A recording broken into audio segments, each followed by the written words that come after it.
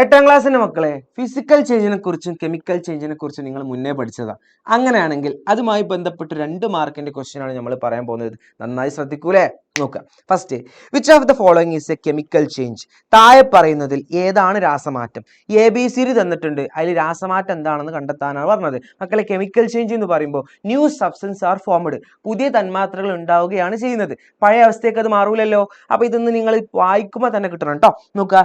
Melting of ice അഥവാ ice ഉരുകല്, burning of paper, paper കത്തിക്കല്, C dissolving sugar in water, പഞ്ചസാര വെള്ളത്തിൽ കലർക്കൽ, ഡി ബോയിലിംഗ് ഓഫ് വാട്ടർ, വെള്ളം തിളക്കൽ. നിങ്ങൾക്ക് തന്നെ അതിന്റെ ആൻസർ കിട്ടിയിട്ടുണ്ടാവും. ബേണിംഗ് ഓഫ് പേപ്പർ അഥവാ പേപ്പർ കത്തിക്കലാണ്.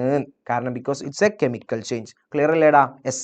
അടുത്ത question, rusting of iron is example of dash dash dash. അതായത് റസ്റ്റിംഗ് ഓഫ് അയൺ എന്ന് പറയുമ്പോൾ എന്താടാ? ഇരുമ്പ് തുരുമ്പിക്കുന്നത് ഏത് തരത്തിലുള്ള മാറ്റമാണ്? നിങ്ങൾക്കറിയാം, റസ്റ്റിംഗ് ഓഫ് അയൺ എന്ന് പറയുമ്പോൾ ന്യൂ സബ്സ്റ്റൻസ് ഫോം ചെയ്യാണ്. അവിടെ ABCD തന്നിട്ടുണ്ട്. ന്യൂ സബ്സ്റ്റൻസ് ഫോം ചെയ്യുന്നതൊക്കെ ഏതാടാ? കെമിക്കൽ ചേഞ്ച് ആണ് അല്ലേ?